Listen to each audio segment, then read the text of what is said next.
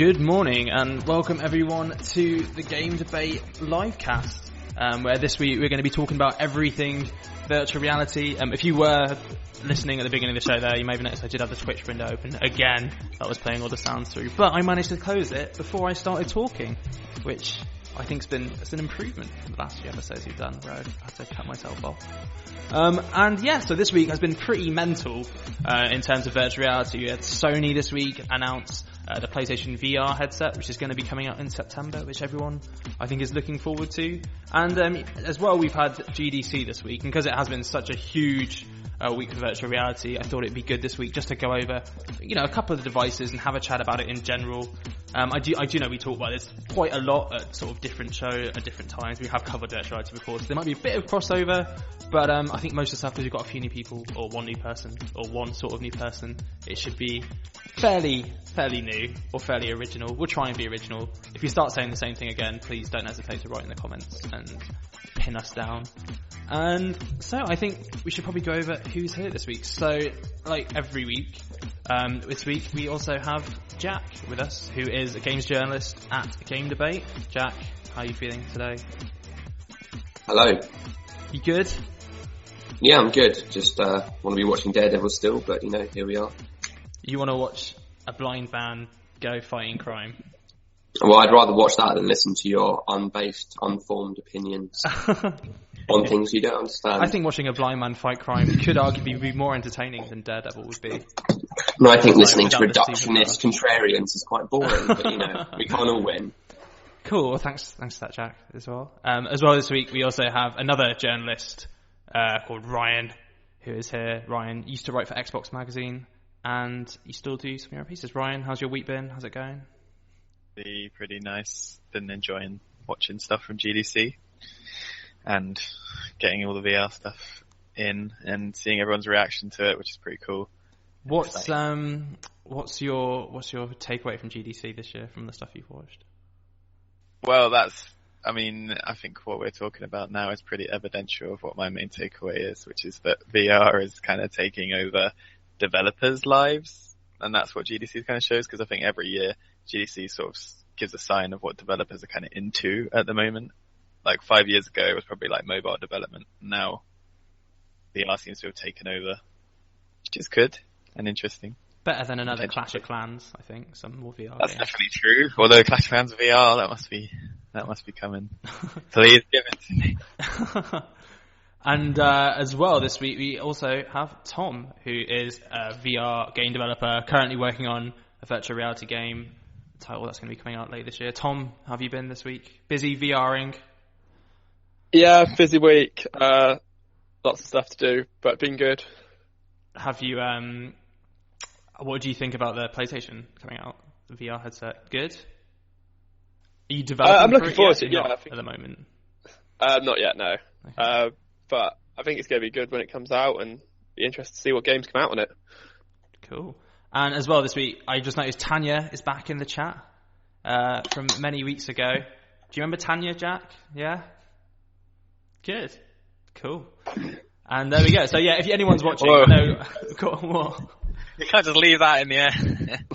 Leave what? I remember Tanya, what more can I offer? Jack's silence like just screamed yes at me. Oh.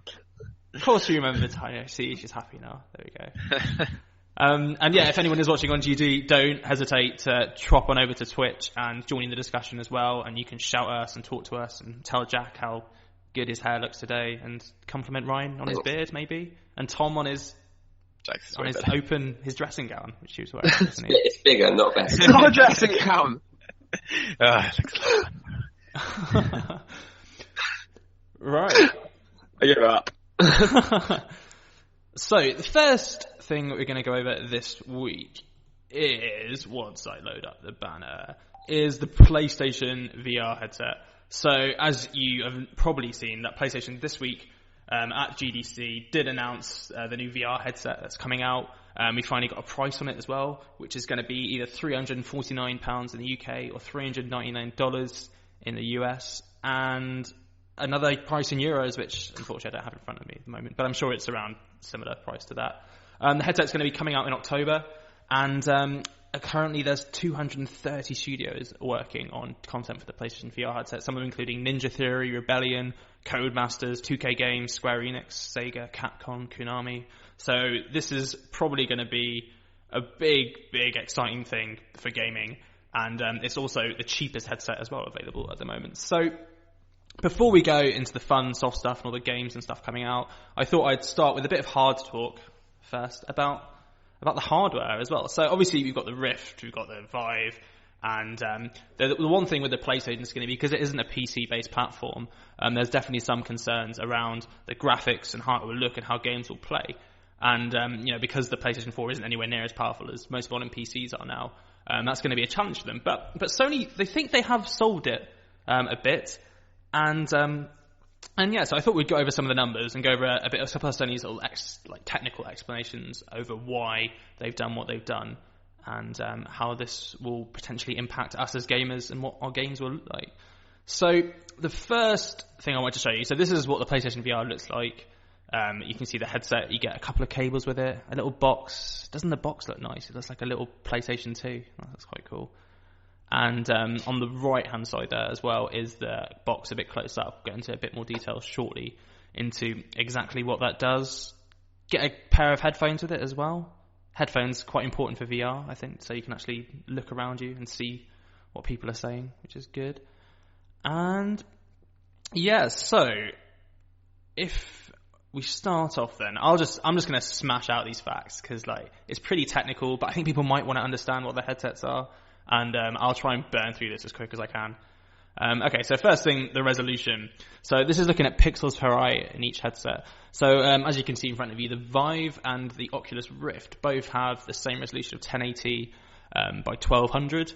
The highest resolution is actually the Samsung Gear VR, and the lowest at the moment is the PlayStation headset, which is only 960 pixels by 1080. So the important thing to take away from this is that even though the Gear VR, which is a Samsung, basically you put in a Samsung phone and then you look at the screen and to do VR, it has the highest resolution, but that doesn't necessarily mean you're going to get the highest quality experience looking at it. Because you've got, obviously on a Samsung phone, you've got the hardware restraints as well with it. So there's going to be a bit of loss in detail, just having to keep in with the hardware restraints as well. And the pixel density as well isn't exactly everything about it. Sony, I think they were expecting a bit of having to have a response against this. So what Sony said is that this is from Dr. Richard Marks, who is one of Sony's tech guys. He says not every 1080p is the same. Ours has 3 sub-pixels per pixel, so there's a true RG and B for every pixel. Some of the other displays actually don't have full RGB for every pixel, so they have less sub-pixels per pixel. The frame rate of the PlayStation VR is also very high, but probably the biggest effect is the optics. The designers have done a very good job of matching the optics to the field of view on screen. So basically, when you're making an LCD screen or something, each pixel on it isn't necessarily programmed the same way or have the same amount of scope it can have to be able to play or show sort of really in-depth and high-detail colors. And the PlayStation VR headset, so they, rather than having a higher pixel density, they've gone for better pixels in a sense. So yeah, each pixel is made up of 3 sub-pixels, which should give people a higher quality, and it should help impact that and make people reach the same benchmarks that people be used to on the Vive, on the Oculus Rift as well. So the other next interesting fact, which is a bit different from PlayStation VR, is that it differs a bit by the Vive and the Rift. Rather, they both use 2 different screens to basically give different images into your eye. But the PlayStation VR headset actually just uses a single horizontal screen. It splits the image into 2. So this means something different for the IPD. Ryan, do you know what IPD stands for in VR? Actually, don't. You don't? Do you, Tom? Cool. I don't know. Index pixel. Sorry, no, I'm going to make it up. No. And I would ask Jack, but I don't think you know. No. It means that stuff, Just letters. Mm. Yeah. I hear it's in the English language. So IPZ, for anyone who doesn't know, it is the interpupillary distance. I'm reading this. The interpupillary distance, which is the distance between each eye. So when you're running VR, when you're looking at stuff, Each eye typically is you tend to move the screen closer or further away to you, or each screen, to help improve the distance and to help make the image quality look right in front of you. So as this is all on one screen, it's going to have to be dealt with a slightly different way. So there's actually going to be no moving of the screens inside the PlayStation headset, which you can currently do in the Oculus and the HTC Vive, to make the view better. And I imagine that's probably going to be maybe a soft solution based on where they're showing everything across. Makes the most sense to me. But that is all speculation. I don't actually know properly what's that. So the other interesting thing about the PlayStation VR headset is the hertz. So this is basically the refresh rates. This is how quickly it can go from each frame. So the PlayStation VR headset actually has the most. It has 120 hertz available for developers to use. The Oculus and the HTC Vive both have 90 hertz, which they sort of set as the industry standard. And the Samsung Gear VR works on 60 hertz per second. So the PlayStation, even though it's not got the strongest hardware, it actually does offer the highest refresh rate available for any VR headset at the moment. And the reason frame rate's always been quite an interesting topic with PC gamers, because everything's meant to be running at 60 frames per second and quite high now. But with VR, it's sometimes literally almost quadruple the demands of what frame rates can do at the moment. And a high frame rate with low latency is less sort of nausea-inducing than a lower frame rate. In order to combat sort of VR sickness and that sort of feeling you get when you're playing, they've increased. The frame rate is particularly high, and that's why they've gone for such a high refresh rate on it. So there's going to be 3 ways it can render frames. So this is pretty dry, but this is how developers are basically going to be looking at how the games will render and how game developers are doing it. So even though it can do 120 hertz, it's going to be potentially quite difficult to get that using the PlayStation's power. And what they have is this little thing called asynchronous reprojection, which is basically similar to what Oculus use, and it generates immediate frames in situations where the game can't maintain the frame rate. So when you're looking around, the frame rate can judder sometimes. So what this does is it stops all that juddering, and it just makes everything a lot more clear.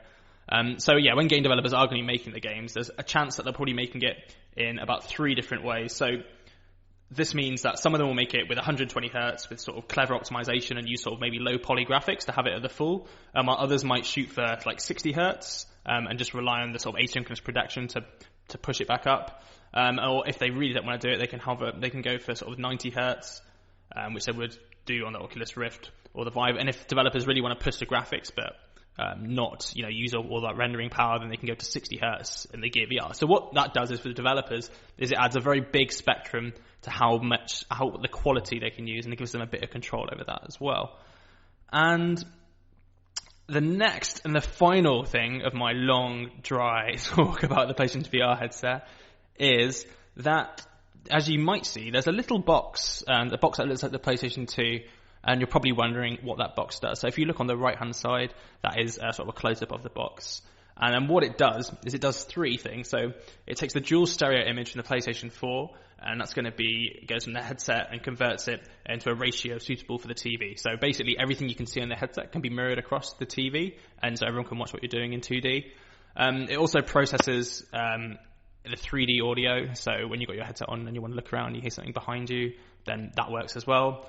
And it also takes all the sensory data in from the headset and pushes it back into the PlayStation 4. So yeah, that's the headset really. Did you enjoy that? Did you feel like you learned anything there a bit? Anyone? Nah. Do we have anything to elaborate on now? I feel like that pretty much covered VR. I didn't really know any of that. Just take it all in. I think it's that's VR. That's VR. No more VRing today. So I guess first Ryan then. So you were quite close. You've been following GDC quite closely this week. So from the announcements, is there anything? How do you think it's? I mean, there's so much to ask, isn't there? Like, how do you think it's going to go? But what were your sort of first impressions of the PSVR headset compared to the others? And go on. Yeah, well, I mean, obviously with the announcement, it was 350 quid is kind of the big deal, really, and that's the main thing that people are going to take away from GDC. I mean, like when I read it, I was kind of just like, yes, to start with, basically because this kind of opens up VR a bit more, and it seems like £150 shouldn't make that much difference. So like £150 being the difference between the Rift and the PlayStation VR. But I think that will make such a big difference in terms of its adoption. The key though is going to be encouraging people and highlighting the fact that VR isn't like an accessory like the Kinect or something, but like a whole new medium and a whole new way to play games, and that's going to be the hard selling point. Just other than so you mentioned the price point there being a couple of £100 different. I actually think that it's potentially it's even more different, isn't it? Because if you look at the price of a PlayStation as well combined, then you've got another grand PC at least on top of there to get that Oculus to run. So it's about £1,600. I guess all in with the PlayStation 4 is still like £600 or £500, isn't it? Like half, possibly better than half price. Yeah, which is just ridiculous. Especially when you're getting something that's somewhat comparable. I mean, most people would easily compare the PSVR to the Oculus Rift. PlayStation's own, I can't remember who it was, but one of the team members behind PlayStation VR admitted that it won't be as technically good as the Rift, which is true. But as you kind of explained in quite detail, that basically, what they're doing with the PlayStation VR on a technical side is bringing it up to the Rift and making it almost just as good, which is very impressive considering the technical specs on the Surface don't seem as good. And obviously that relates in the price. Yeah, it's a lot cheaper. And as well, it's the most affordable VR headset as well, which some people may say is still a bit expensive. So I guess that's crazy. Yeah. so from your perspective as a developer, and everything coming out, has Sony announced? Has it given you do you think it's more likely there's going to be a big influx of VR people to make games for at the moment, or do you think? How do you think it's gone down, and how do you think this will impact the development community now? So Oculus and HTC have announced theirs to the PC. How do you think this will potentially change how developers will now approach VR games, if it will? I think it's going to open up a lot more for developers and stuff, because it actually puts a price point that most consumers can afford. You think most people would get like a console or something for Christmas. It puts it in that price bracket. It puts it in could be your big Christmas present. That's all you're getting, but that is your big present. Similar to if you got PS4, an Xbox One, something like that. It puts it in the price point of the everyday consumer, which I think is going to open up VR a lot more for people. Yeah. Which, from a developer point of view, helps a lot, because it means that you've got a larger market that has a device to run your game effectively, rather than relying on the smaller market. Yeah, and that is the thing as well. So Sony have, what's the number? I have it in front of me somewhere. They have 35 million PlayStation 4s in the world at the moment. So as far as that goes, I think they're the ones that are going to be pushing it out a lot. And I guess finally, Jack, so you don't really follow VR much, or you do a bit maybe. I feel like I'm saying things. I don't understand it enough. It's like, how can you follow something that isn't actually in front of you yet, and that you don't really know enough about to make a judgment on anyway? Yeah. It's just been pointless fact gathering. So basically I'm just waiting for them to come out and try them. Because you know me, like, I don't really follow the politics of everything. I just kind of play a game. Do I like it? Yes or no? So, yeah, I'm following it enough, I guess. I know the names of the things. That's good. That's a start. That's good. Especially for a podcast about it specifically. Well, hang on. The podcast is about gaming. Let's... All right. Okay, that's fine. So I guess from your perspective then, so you're, as an outsider, when you see this compared to like the Kinect and like the motion controllers, from your side, does this still fall into that gimmicky category of all that stuff and it was the same time, or do you see a slight difference in sort of like how it's being presented, or is it still the same as those things, do you think? Kind of both. You see some stuff and you think, yeah, that looks really cool and that looks really different, but it's the way that every company's now hopping on and making their own unique version of it. It's like, this is kind of like what happened with the Wii and the Kinect and the Move and all that shit. Like, you just get so worried that people are so eager to join in on the fad that they don't actually do anything with it. Yeah. And from the little I've tried, it seems cool, but you know, I don't know. You just get so burned so many times in gaming, and it always goes back to the same shit eventually. Yeah. You start to wonder if any of the new promised technologies are actually going to be anything. It's true, and I think there's not been a revolution in console design or like a new peripheral or anything. I think since 3D graphics. Since even the SNES or like anything, there's just been nothing that's managed to even take on scale that problem at all. Oh, actually, no, there was Tony Hawk's Ride where you got to stand on a skateboard. I hear that was great.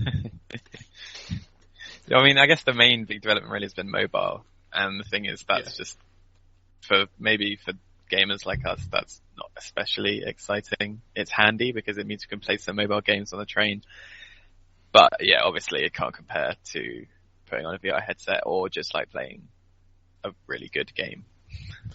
I do think when I was playing Fallout 4 quite a bit, the one thing I did like was just being able to have my iPad next to me with my map open and just a little cursor, and I would just like follow me along, and it made the game a bit easier for me. That's how I played Fallout for the 7-8 hours I played it before I stopped. that's the most innovation in gaming that's happened to me, I think, since ever. Select ever work ever. And there's Guitar Hero and stuff as well, isn't it? But that all died out. Even there's another. I don't think innovation can really be used that well for Guitar Hero, though it is definitely very cool. Or was. It's definitely not. Rock Band is better, IMO. That is true. I would say Rock Band normal. The one thing about Rock Band though I didn't like this might be different from Rock Band, but when I played Guitar Hero like World Tour, it just gave me all the songs at the beginning, and I felt almost cheated. Like I wanted to be like forced to play through everything by myself and like master it. Fair. I just like that wall of difficulty, but yeah, I'm pretty sure. Well, now you can play VR Guitar Hero or Rock Band. Is it Rock Band? I think it's Rock Band. Yeah. I remember. One of the Guitar Hero, isn't it? No, it's Rock Band because it's Harmonix who are making it, I think. Yes. Rock Band. It's especially funny because it's like, so what, you're going to have 4 of your friends all wearing VR headsets standing next to each other playing guitar and like plastic instruments. Oh, with headphones. It just makes and mics on. Even cooler than it already was. Spicy Taco in the chat prefers Guitar Hero. And if anyone has any comments as well, do feel free to put them in the chat. We are reading it constantly, and if you are watching Game Debate now, do come over and feel free to join in. And Guitar Hero, fun, coming out. It's interesting. It's going to be interesting with the PlayStation now. And yeah, I think that's a good breakdown of that headset in essence. So if you have just joined us again, this is the Game Debate Livecast, where each week we go over the latest gaming news from industry, inside people. This week we are talking all about VR and what a VR is and where you can get a VR and what VR will do to people in the future. We'll try and talk about. So far we just sort of touched on the Sony PlayStation headset, which is coming out in September. And I think it'd be good to go and maybe talk about some games for a bit, which will be a bit different. Okay, so thanks Samir in the chat. So Oculus and Oculus have announced about 24 games. Oculus announced their first 30 games that are coming out this week. And I think the best way to show these games is to actually watch the trailer that Oculus have launched, because it is pretty cool, I think. And it'll give us sort of like a good intro into what to expect if you haven't seen this yet. So let me just play this.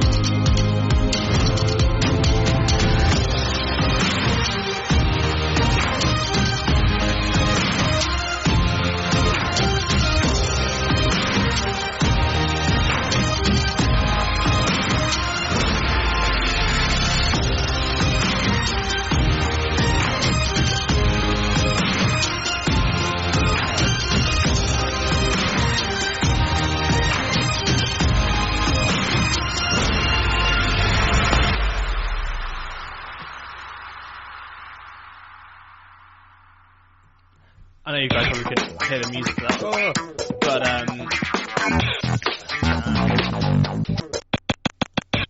yeah, I know you guys probably can hear the music, but the music is fucking awesome. And like, even watching that trailer now, and I can see all the games coming out, it looks absolutely sick. I think just all the games coming out, the music to it as well. It's just so good, and I think there's definitely excitement about it. So one thing I thought I would do is try and compare the amount of games we're getting for Oculus and the HTC to like other console launches we've had. So here's a quiz for anyone in the chat and anyone here. So Oculus have announced 30 games are going to be available on release, okay? So how many titles do you think the PlayStation 4 had on launch? 8. 8? I don't think it's very hard. Actually on launch day. Mm-hmm. All I remember is that, and that was terrible. Yeah, I reckon. Come on, you got a guess. So remember, 45? I'm going to go 14. 45 is quite hard. The closest guess is actually from Spicy Taco, and it's 25, which there's not 25. They had 24 launch games as well for the PlayStation 4. I think you might forget that like the PlayStation Store was up as well then, so there were a lot of indie games, or a couple of indie games that came out with it at the same time, and they count as launch titles as well. So 24 officially for the PlayStation 4. The Xbox One had 21 games on launch, so that's a bit less. And the Wii U, which is probably the ultimate console of the last generation, definitely, if not the best console of all time, had 32 games on launch.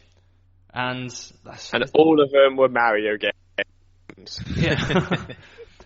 And I find that ironic that I had the most games available at launch, because it's definitely the console I have the least games for, and now has the least games for, unfortunately. But hey, I don't know what you can do about that. So Valve also have 38 games coming out apparently for the Vive. They're not all games though; some of them are experiences and stuff as well. And yeah, so there's apparently there's Chet Falzuk, who is one of the sort of the VR evangelists at Valve, and he says at the moment already 50 developers have stuff ready for the HTC Vive, and it is on Steam already. So apparently when the Vive launches, there's going to be 50 games out on launch, which will be quite cool. One thing that they are saying about is about game exclusives. So actually, if you first have a look at the Oculus gaming list, so in front of you, then you can see a list of 30 of games, or different games, all with their different prices. And it's pretty range. It looks like the average price is probably coming about $10 or so for people who want to buy them. And I think the most expensive there is Elite Dangerous, which is coming in at $60, which is going to be pretty chunky, but it is a pretty big game as well. And yeah, so a lot of the titles seem to be quite small, quite average, or quite indie launch stuff as well. So at this point we're reporting there isn't actually an official list of HTC Vive games that are coming out on launch. All we do know is that it's going to be included with Talkbrush, Job Simulator, and Fantastic Contraption, and that HTC don't have any exclusive games, as unlike Oculus, which do. So one interesting thing that HTC have said is, Valve has said this. They said, we have no exclusives. We don't think that's a good thing for the industry, especially in VR, where we're starting out with the promise of presence after so many years. We want to do everything we can to make sure VR succeeds, regardless of the platform. I don't think a customer ever thinks a platform exclusive game is a good thing, which is an interesting comment from them, I think. So Ryan, sort of first, what do you think about sort of the game launches that have come out for Oculus and HTC, or what we know so far? I think it's kind of a mixed bag. For my liking, there aren't enough more substantial games, but there's definitely an argument to be had that there's a very good reason there aren't many substantial games. You'll hear a lot of people say there needs to be like more AAA experiences on VR, and that's partially true. But the reason people say that is because they want games that are longer. And the problem is that length at the moment just doesn't work especially well on VR. Like, you can sit for a couple of hours maybe with a VR headset on, but that's much more fatiguing and much more strenuous than, just gaming normally. And that could be a problem, which is, part of the reason why most VR experiences at the moment are like quick, short bursts of fun. Mm-hmm. And they probably will stay like that for a little while. We'll see. It's interesting because there's Boozler in the chat who's mentioned that he wants it for racing as well. And there's a lot of racing games, so we know that what is it, Project Cars is going to be available on launch as well. Card racing games or any games when you're in like a cockpit or something is going to be the peak of where all this first gen stuff comes from, I think. So Jack, what's going to make you go out and buy a VR headset when it comes to games? I imagine it's going to be games, isn't it? That's going to be your deciding factor. Yeah. Yeah, and it sounds like what Ryan's saying, but the opposite. I don't give a shit about like half an hour experiences. I'm not going to spend 400 plus quid on something that's going to be like, yeah, you can pop in for half an hour every now and then. It's like, well, I played like 45 hours of The Division in the first week. Like, I need something to smash my teeth into. Yeah. Especially if I'm spending money on it. And so what will get me would be like a decent horror experience or like something like properly fleshed out, not just like a little movie thing. Like, you know, proper. But I'll only get the headset and there's multiple games that I can buy that will actually be worthwhile in VR as opposed to just buying it normally. So like Valkyrie, yeah, it's going to be fucking cool in VR, don't get me wrong. But is it like 600 quid cool? Yeah. I'm not sure. So Star Citizen is basically my benchmark at the moment. I'm waiting for the full version of that to come out and be fully integrated with Oculus, and I'll see what that's about and then maybe make a decision there. Yeah. I think Biz mentioned, in isolation, which you can get in Oculus Rift now, is absolutely terrifying if you do play it. Yeah, see, that sounds cool. Yeah. That's the sort of thing that interests me. Like, I didn't know that was on, which one's that on? It's there's an Oculus mod for it, so you can play it on the Oculus Rift. Yeah, I imagine you play Vive as well, because I think it's Steam VR, so. Yeah. I'd buy that. Go on. I'd just say I'd buy that. Yeah. Yeah, and that's the thing as well, because it's such an early market. I mean, I was actually surprised when I was listing off all the names of developers that are working on PlayStation stuff, because I don't think Oculus or Valve have as much developer support as they do. So PlayStation have Ninja Sony. Theory, Rebellion, Codemasters, Bossa, 2K Games, Square Enix, Sega, Capcom, and Konami all working on titles for it, which is like compared to even what Oculus and HTC and Valve have announced. I'm gonna switch between HTC and Valve like every time I say what the company does. I think I need to stop doing that. I don't know how to refer to them. I think it's Valve. Vive, yeah. But yeah, I don't think either of those headsets have as much. Maybe near as much. I'd say that I think PlayStation has about 230 developers or so making VR stuff, which is probably comparable to Oculus. But you're right in that the companies that are making for PlayStation have much more clout and much more money than the companies making things for Oculus, which are generally like small companies sort of hedging their bets on VR.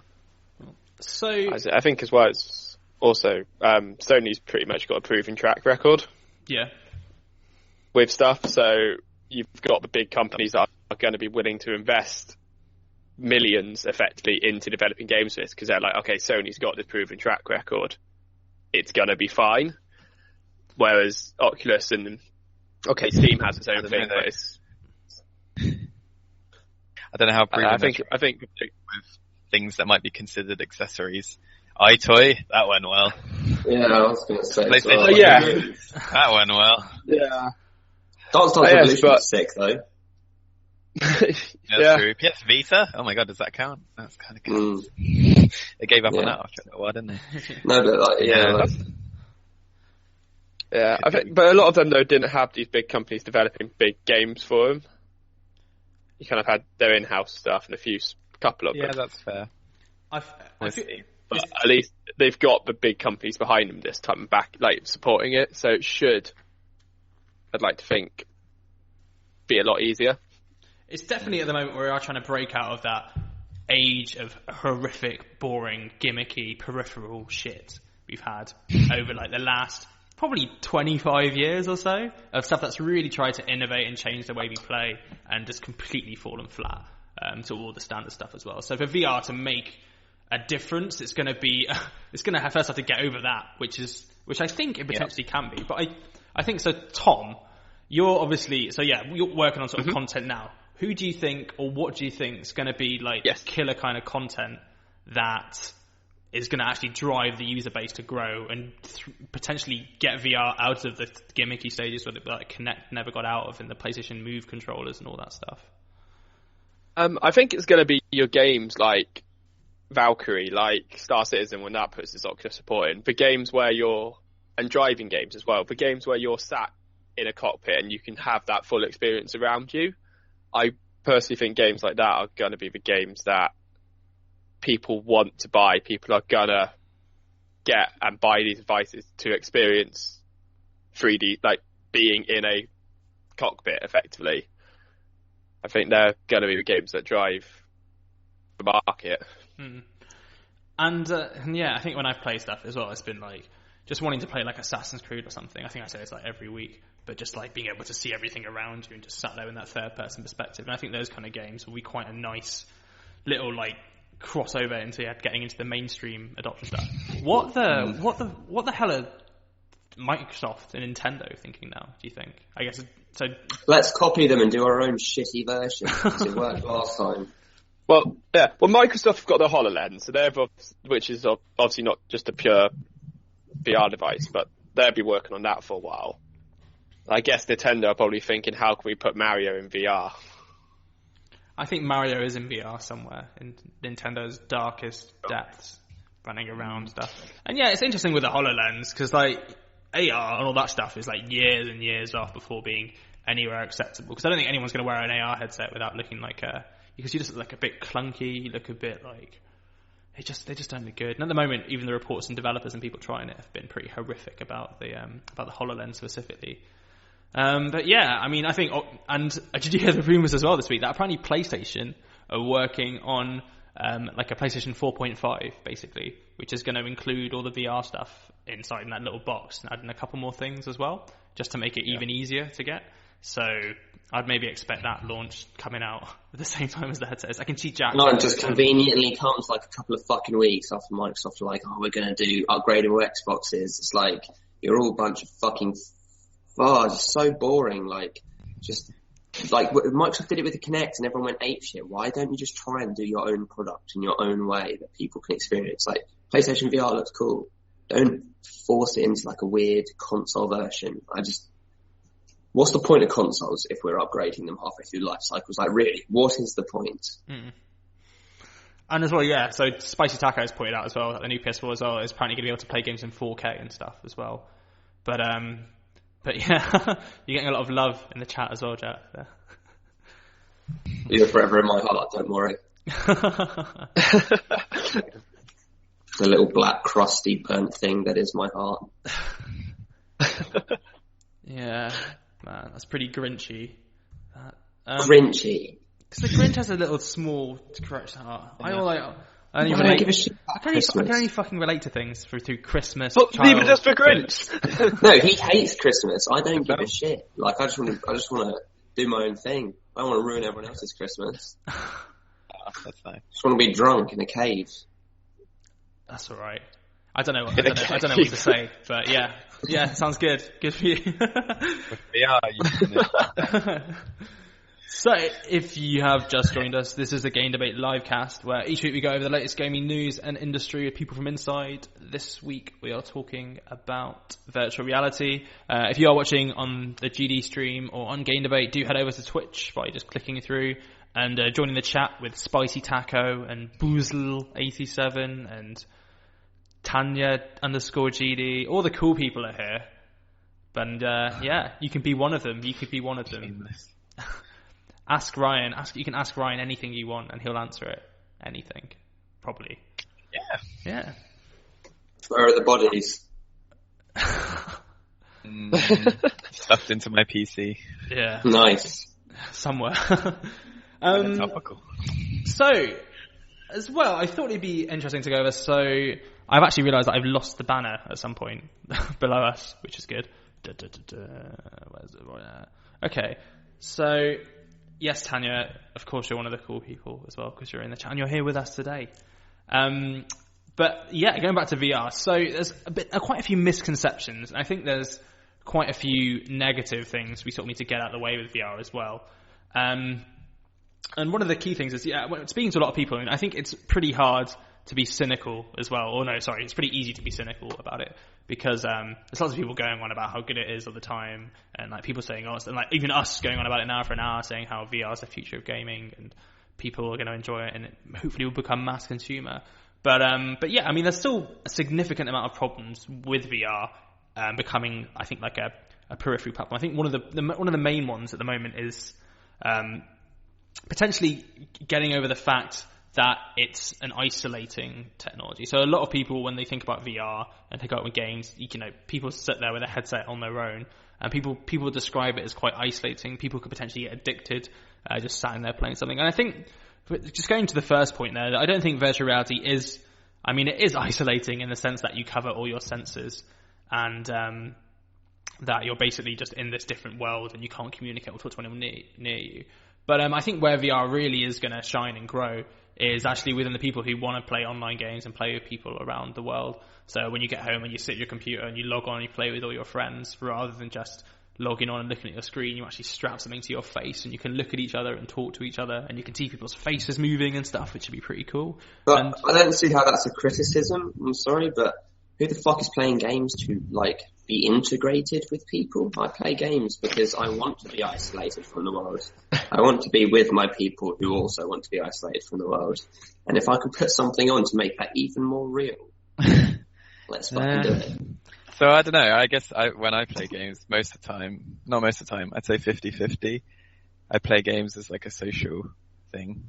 And then the other 50%. That's not true though. You're not going out and hanging out with people and discussing life. You're there looking into a thing. But I do. That's from the world around you. It's like it is the same experience to me. Like if I go out to the pub with someone, I know if I play Company Heroes 2 with my friends, it's the same social gratification. Interestingly, maybe if you go watch like a football game with your friends, it's the same. But if you're just hanging out, where the entertainment is purely social, just talking to each other, that's the value of the time you're spending, versus gaming where, yeah, maybe that comes as a peripheral, like, part of the activity, but mostly you're there, like, when you're playing, like, Company of Heroes, you're going, like, let's fucking shoot these guys, or, like, move these guys here, or whatever. When I'm playing League, it's not like, hey, how was your weekend? It's like, oh, let's gank, the mid lane, and, oh, I'm farming and stuff. So it's I guess it just depends on your ability to blend the two. You're being isolated, because I promise you, the people who are outdoors and like hanging out don't notice the people play like us at home playing our games. Yeah, so like we'll bring it back to like the VR thing. I think they've announced this week. I think it was PlayStation. Yes, it was PlayStation. They announced like a thing called Werewolf. I can't remember what exactly they're calling it. But basically, it's a game based on a board game, also called Ultimate Werewolf, is how I know it. And that is like entirely a social thing, obviously because it's a board game, which is kind of another way that I like to interact with people and get to know people, which is, again, it's similar to the video game thing. Although we're doing one group activity, it's like that's a good way to interact and get to know each other. But this werewolf game looks really cool because it's a game of like deduction and bluffing, but it's all based around having the virtual reality headset on. And I thought that was really cool because I played Werewolf a lot, but the idea of playing it with my friends dotted around the country, and it's just like really, really exciting. But I also am aware that the possibilities of doing it are quite far off, but maybe one day. Maybe one day. Yeah. That does sound quite good because I really did. I enjoyed that game as a board game, so that sounds really fun. I don't know if you've seen it. It's worth looking at because it seemed it was quite a small deal during GDC last week because you've got like Sony being like, oh, Star Wars Battlefront VR, and everyone's like, oh, but when you've got like something, to me that was much more interesting, like playing a board game over the internet. Sounds really cool. And I guess that's what it does. What VR can do is it can, when you're talking to someone, you're looking at them, it does improve that level of, I hate saying immersion, but like, yeah, if someone looks at you or comes up to you in VR, you can definitely communicate better, using like a headset and like controllers and moving around and stuff rather than just talking like you play now. I mean, I think. Or you could go and hang out with them and actually look at their fucking face. That's never gonna happen. Though. We all know. But that. what if they live hundreds of miles from me, Jack? What then? Well, what about the people who don't live hundreds of miles from you? I know it's cool. It's those people. So you want to isolate yourself from those around you. I wanna isolate myself with the people who are really cool. I would agree with that. It seems like it's quite like a technological argument, isn't it? Because it's like when I'm sat next to someone and they're playing on my phone, like, stop being antisocial, you're playing on your phone, and I'm like, well, I'm talking to like 50 people on my phone at once. And it comes down to that, doesn't it, really? I think people are scared that people are just going to sit in headsets all day and die or something. Well, I'm going to. Yeah. if I get a VR headset, I'm going to be on it all day. Yeah. So basically, people have watched WALL-E too much, probably. Yeah. The thing is, though, everyone else I watched that and was like, "Oh no!" I was like, "Can I have that? Can I have that? That's amazing." Just sit down all day. Don't look at Yeah, anyone. just have Don't food talk to pumped anyone. into your body. Let's fucking go. Don't have to give a shit about what you look like or what you do in the day. You just lie there and just consume and consume and consume. Until I eventually waste away and rot into ash. Probably 200 years old because your body's preserved nicely. That's a lot of years. I don't know about that. Can we put like a timer on it? Unplugged. I think where virtual reality is heading. I'll wake you up after 100. I think shoot me into the sun. we just need to be able to simulate people's brains now. So you just put in like all these little sensors and shit. Like almost, I'm basically the Matrix. I think I'm just thinking of now. Yeah, we just need the fucking Matrix. Just want to like plug in, go somewhere and eat like 10 burgers, and then come out and be like, oh, I didn't actually eat 10 burgers, and just do what I want. And then have to actually eat one burger and be like, oh, I think we've lost Jack. Is he back? That's right. Oh, He might be coming back. Looks Too like much he's back. everyone's There we go. he's gone to meet some people. Oh, Everyone has switched places now, though, so everyone's names I right. had to be social. It's just Jack and Tom. he's like, these internet people aren't good enough for me. I'll have you know I'm an internet bitch myself. Alright? I've been in the dark places. I've seen the dark things. That's why I need to be isolated. I can just imagine now when we were talking about that, he's like, why the fuck am I talking to these people? Why am I even here? And then just quit off and logged off to go and isolate yourself somewhere. This is too much interaction. Don't worry, chat. Tom is around. They just switched around spaces because that's how things work now. Oh. Cool. And I guess apart from isolation seems to be the general issue. And with it, I think other people think, yeah, I mean, addiction's going to be a problem potentially, but like, who cares? I think it's all the same. A lot of the complaints are all the same stuff with TV and films, and that came out. There's no physical or like medical proof or anything yet that there's actually anything significantly wrong with using VR at the moment. I mean, I think the thing I find quite funny is that, people always used to say don't sit close to the TV, and now we just sit with fucking screens plastered to our eyes as we walk around, like move around and do stuff, and that's like slightly different. Has Jack's audio? Yeah, I don't know. Jack's still there. It's fine, but I'm just on Twitch for me. It's just a little white dude with a speech bubble. Yes, that's right. Yeah, that's all we can see of you. That's what you'll become. That's how much I'll exist. I feel like you're about to say something there, Ryan. Let me think. I feel like I was as well. It was going to be really interesting and cool as well. And now it's gone. One thing I wanted to mention earlier, and it kept annoying me when you kept saying that the breakout box thing for the PlayStation VR looks like a PS2. It doesn't. It's designed and looks exactly the same as a PS4, which is just really cool. Let me open up the thing. Alright, it looks like a PS4, yeah, you're right. Like, if you look at the actual design, it's got like that little line. Yeah. Everything. And I don't know, something about that. Me and my friend Dan, and your friend Dan, we were like, getting way too excited about that. Little things. That's what makes a difference. It's just because you're a consumer whore, I think. That's probably also true. Bit of a PlayStation fanboy, I guess. Unwitting. I don't mean to be. You love their branding so much, it's like a selling point for you. It is good branding though, and that's like another thing about the PlayStation VR that I think will bode them well is just that Sony are on point with that. Because like Oculus are trying to be a bit sort of Apple now, which is a bit weird. And HTC and Valve it's just really expensive, so that kind of sums it up. But like PlayStation's branding has always been really good. Really good. Think back to original PlayStation. Yeah. That was like the best. So maybe they can replicate that. I think we'll see. I'm just quite interested in to see how the PlayStation VR, I know we've gone a bit off it there, but I'm interested to see how the PlayStation VR is going to be marketed as we get closer to October. Yeah.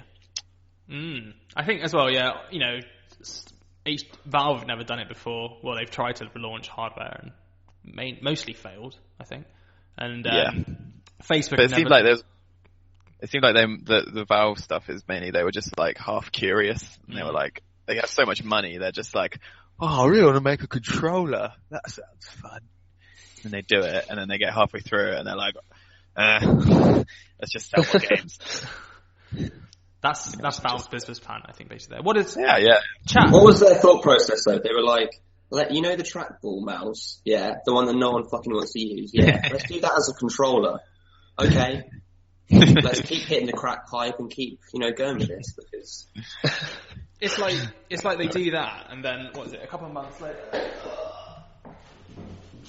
Tim's dead. Come out with the they've got the apparently so. They've got the Vive, the Vive controllers. They're a bit like, I don't know. Do you think HTC designed these instead? I wonder how that works with like who designs. I imagine. I don't know. It's a good question. Yeah. I think. It certainly imagine seems HTC had a pretty big input on it. Yeah, like the things with the trackpad and stuff like that. That seems very Valve to me. Just they like to innovate a little bit and have things that are a bit different. And having this, you got the controllers that you can grip onto, and that has the buttons on the side because of that. It's quite unusual. I do like the buttons on the side here. So you control that. So you grab them by just squeezing your hand when you're holding it. It takes a bit of getting used to, but like once you do, I think they work pretty well. Or I think the one on the outside works, and the one on the inside is a bit more difficult to grab. Yeah, but I think the point is that you got like one in each hand, and you can use the. You need one on each side because otherwise you'd have to have specific hands. I guess that's true. Yeah. So yeah, chat, have any questions about virtual reality or any thoughts that you want to share with us? Are you going to buy a headset? Which headset are you going to buy? Why are you going to buy it? Are you not going to buy any headsets? Is VR just a fad like Kinect going to die the horrible death that all those other devices did? Is it not? Who knows? I don't know.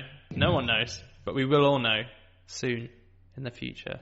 What the fuck is happening right now? And the ultimate question, how do you VR? Next time on the Twilight Zone with Tim. You might have noticed I do just tend to talk over stuff, or I'll just like keep managing to like drag us, and so I'm trying to like physically do something on my computer at the same time. Too expensive, so Spicy Taco. Yeah. That's interesting. Would you say I'm interested in that? So like with the £350 PlayStation VR, like I would pay probably £400 I have recently for a TV. And that to me seems very reasonable for like a 42-inch Full HD TV. So to me, a £350 virtual reality headset seems quite reasonable. So what makes you think it's too expensive? Yeah. Well, in that instance, would you not say that's a bit of a weird comparison in the sense that the TV is mandatory to play the games? Like you cannot play your console without TV. That just cannot happen. Whereas the VR is like an optional extra thing. So it's like, it's not like, I want a console and a TV, I'll spend that much because I need that to game. But with the VR, it's like, do I want to spend that much to get extra? See, yeah, that's the interesting kind of viewpoint, and that's, I think, is the prevailing viewpoint, is that VR is viewed at the moment, because it's completely fair that it's viewed in this way, as like a extra accessory, a component, rather than a TV. Like, I think there'll become a point where VR is like a medium. Like it's a way to view something, and I think that this is probably the first stepping stone on the way to that. And to me, that they are comparable, but I could see why people like wouldn't. So yeah, that's quite interesting. We did forget to mention one feature, Ryan, about the PlayStation VR, which I know you love and is really excited about. But you can, so on your PlayStation VR headset, Do you want to say, Ryan? 'Cause I think you're more Yeah, enthusiasm than me. You can play your like PS4 games like Uncharted 4 when it comes out in like a theater. And Tim doesn't think that's especially cool, but I think that's really cool because the perspective works really well in VR. So it feels like you're going to be playing whatever game you want, let's say Uncharted 4, on like a ginormous screen. That's really cool. Like even if you have like a big TV, having this feeling of playing it on a ginormous screen in VR, that to me seems really cool. Maybe not to other people. I guess VR headsets are almost like shut the fuck up devices kind of thing. So like if you literally don't want to see anyone around you or hear anything anyone around you saying, just put this shit on, you're done. You're sorted. You're out of there. You're somewhere else and you don't have to listen to all that shit. When I last played it, like Dan was talking to me and saying like, literally I could hear it. Took off the headphones. I was like, what? I was like, I was just saying, how you're enjoying it. And I was like, I didn't even know you were talking to me. You should know better. Yeah. Cool. Cool. I guess before the end, or before we go, what apart from games, what do we think like VR is going to be good for? What is it going to be used for? Because games just seem to be the most thing that people are interested about. But like, what else could there be for VR? Do you think?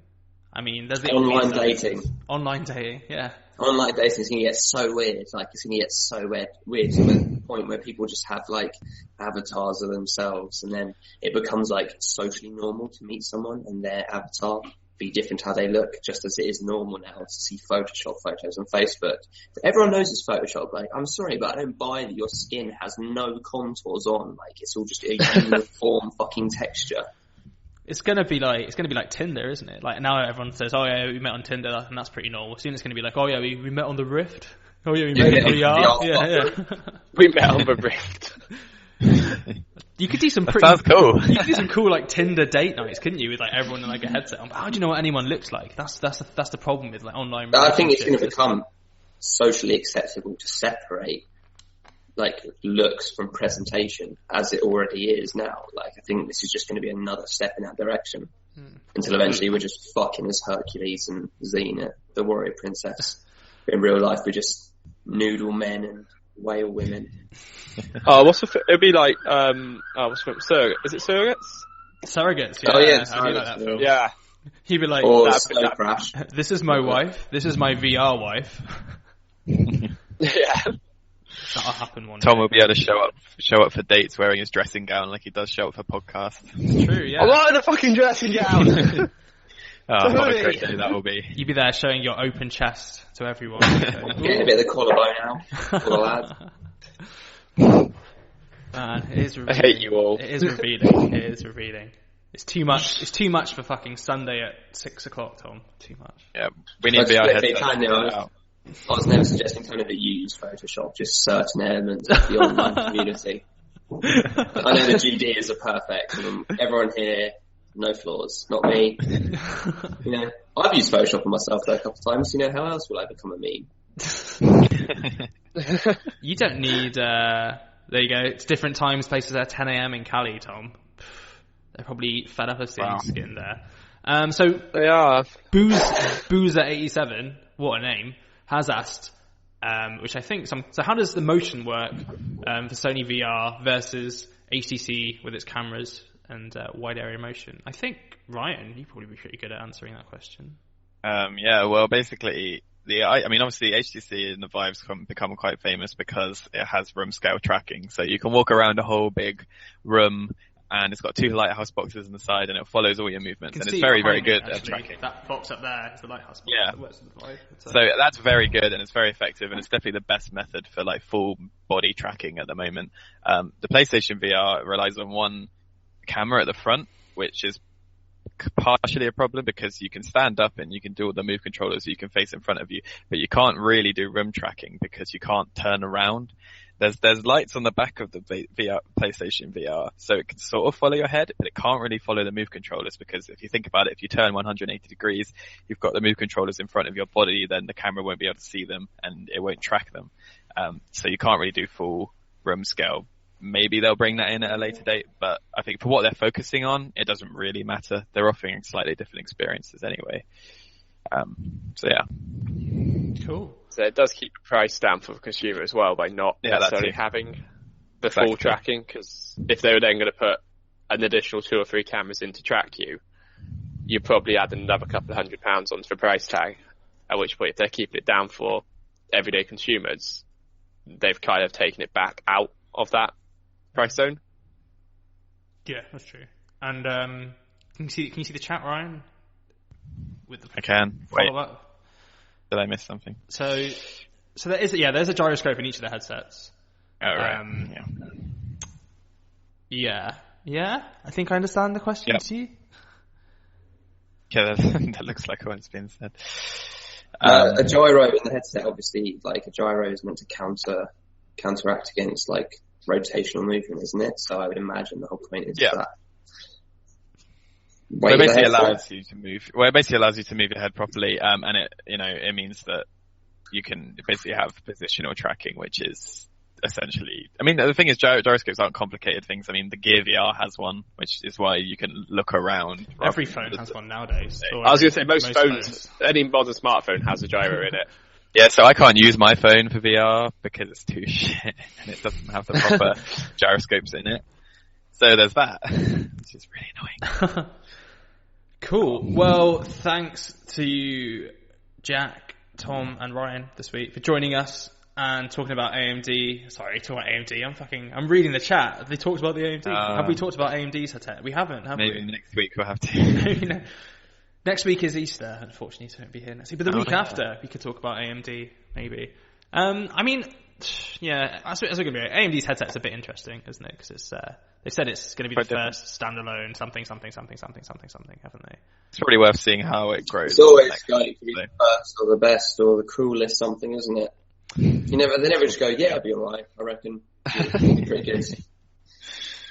Yeah, AMD have sort of flopped it a bit. I thought that really does sound like the one people have brought out just because everyone else has. There's a demo which makes me think it could be quite good, and it's not made by AMD as well. Just to point out as well, it's made by a random hardware company who's just using AMD's power, like hardware and stuff, to make it run.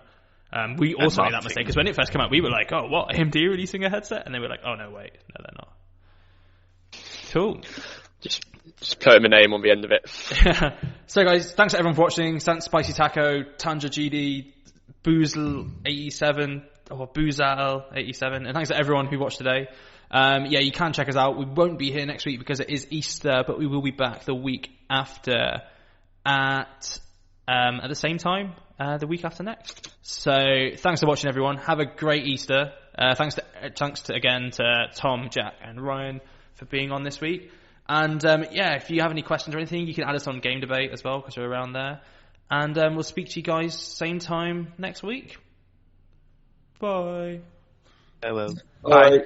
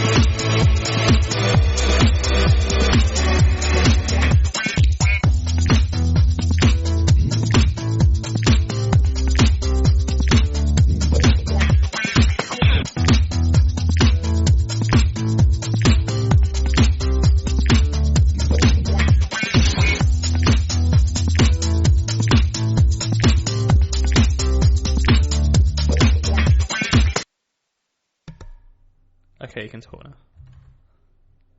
Cool. Cool. See, I was